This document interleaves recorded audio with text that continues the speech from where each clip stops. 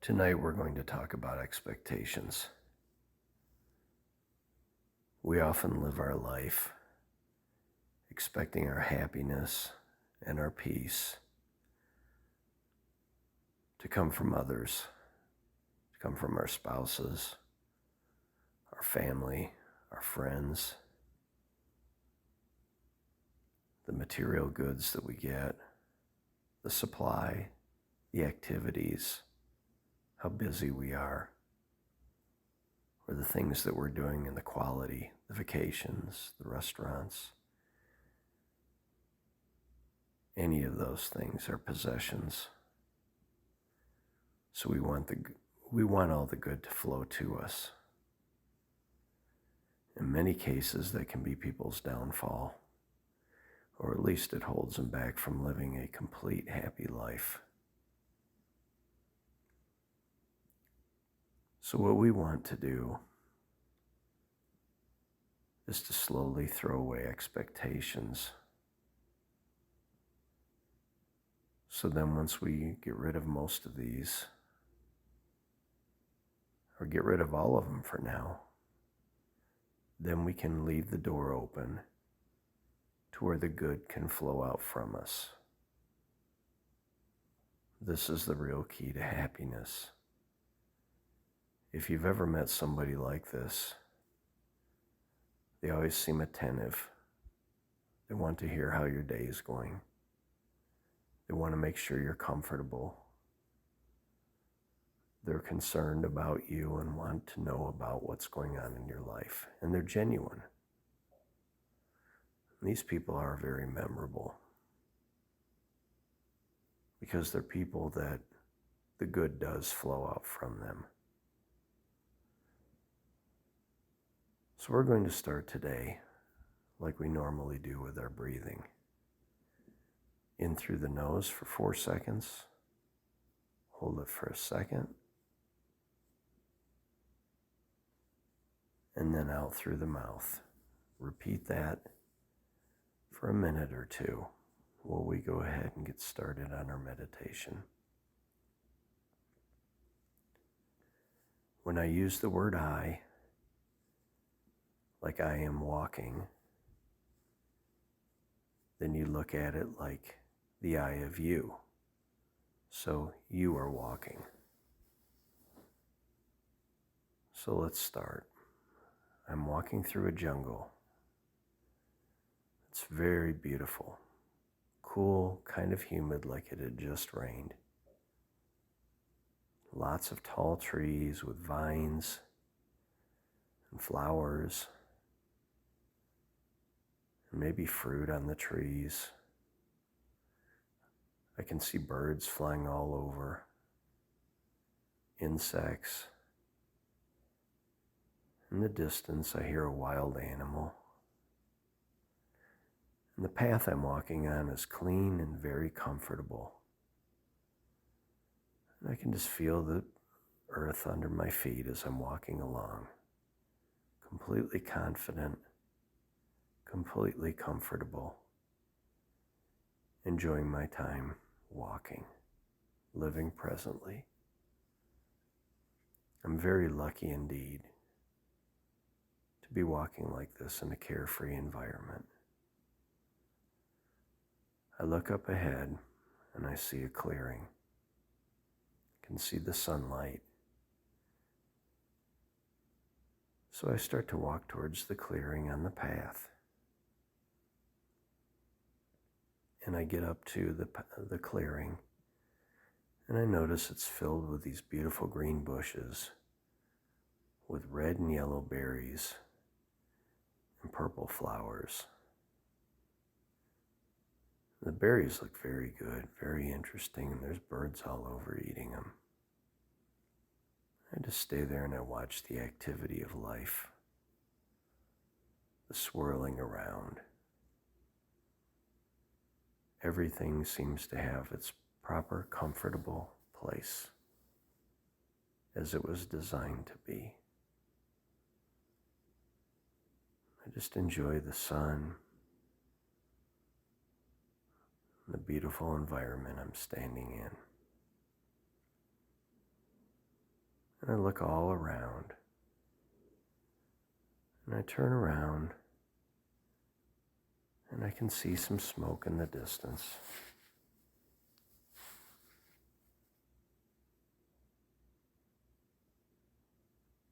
And I don't really think too much of it other than it might be some people living in the forest that started a little fire. So I continue to walk along in the clearing on the path. And I smell smoke. So I turn around and look again. And this time, there's a big black cloud of smoke. And it's getting quite close to me. So I decide to take off in a jog, running down the path away from the fire. I find myself running a little faster and a little faster. And I think I've outrun it, so I turn around and I look, and actually it's gotten closer. So I run very fast as I can. I'm breathing very hard. My heart's pounding and my lungs are hurting because I'm running so fast. And I have to run up this hill. And I turn around and I can see the fire behind me. And I can hear the animals screaming. And I feel bad for everything, but I can also feel the fire itself has taken on a life of its own, a destructive life. And it's eaten up the jungle. So I run to the top of the hill, and I'm almost out of energy. I can barely breathe. And I start to run down the hill, and I see a suspended walking bridge going across a very deep cavern. So I run to the suspension bridge, and I don't want to cross because it's only held by 4 ropes that goes all the way across. And this canyon's very, very deep. Way down below, I can see a tiny river, but it's probably a large river. But I can barely see it because we're so high up. So I run out to the middle of the bridge, and I look down, and it's so far it makes me dizzy. And I can see the fire coming up the hill, and now it's on the top of the hill. And I can hear things in the fire screaming. This time I realize it's not the animals that are being burned up. It's these demons in the fire that are screaming. They're excited, like a pack of hyenas, except they're swirling around in the fire. So I stand there in the middle of the bridge, watching in awe at this horrible spectacle that's unfolded in front of my eyes. And I look around and I notice all over the bridge there are these ugly plants in these pots. They're black or brown, and they have spikes on them. Some of them have flowers, and the flowers look terrible, and they smell even worse. And I see all these plants and pots all over the bridge. And some of the leaves are so sharp, if you step on them, they would surely cut your foot. And they all have thorns. And I hate these plants. And as I look at them, I'm wondering, what do I have to do with these plants that are all over this bridge? And I realize that I've loved these plants my whole life. These are the things I've held on to that I didn't need to hold on to. Expectations from friends, from family. Temptations things that I didn't need but I wanted, things that I wanted and never got, all the stuff that I've let define me, that I've let become part of my ugly brand, my ugly human brand. So I look down at one and I pick up the pot, and there's a small flower, a very ugly flower. It's got like a face on it, and it starts to laugh at me. So I throw the pot off the bridge, and I watch it fall all the way down, until I lose sight of it. But then a few seconds later, I can hear a faint crash at the bottom of the canyon. And I think to myself, why have I held on to these pots? They've done nothing but cause me pain and trouble and problems. And I've held on to it thinking they were my security, thinking they were what defined me, thinking that these were the things I needed to hold dear because they were me. So gradually, I kick another pot off, and it falls all the way down. And again, the same thing, it crashes below. I turn around and I see that the fire is right at the other side of the bridge. And straight ahead of me, there's no fire, but it's still a long ways off. So I kick the pots off that are in front of me, and I continue to kick them off and push them off. Some of them are very heavy. Some of them are small. Some of them are very large. And each time I kick them off, I feel lighter and happier. So I push them all off, and I start to run to the other side of the canyon on the bridge. Just then I realize the fire is trying to come after me on the bridge. So I run faster and faster. And there's still some pots on the bridge that have plants and flowers on them. The ugly plants and flowers. And as I'm running as fast as I can, some of them fall into the canyon. Some of them stay on the bridge.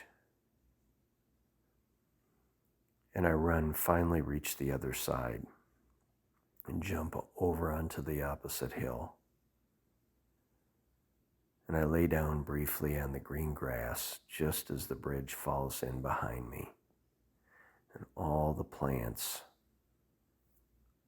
fall into the river below in the canyon. And gradually I can hear this awful crash as they fall and they scream out. And the fire just sits there and watches me from the other side of the canyon. And I walk up this hill, and on this hill is very beautiful. It's sunny, not too hot, not too cold, very comfortable. And I turn around again and the fire is barely smoking, but I can never go back there because the bridge is gone and it's a very deep canyon. And it was dangerous and ugly over there anyhow. So I look in front of me and there's these beautiful rolling grass hills. And I continue to walk.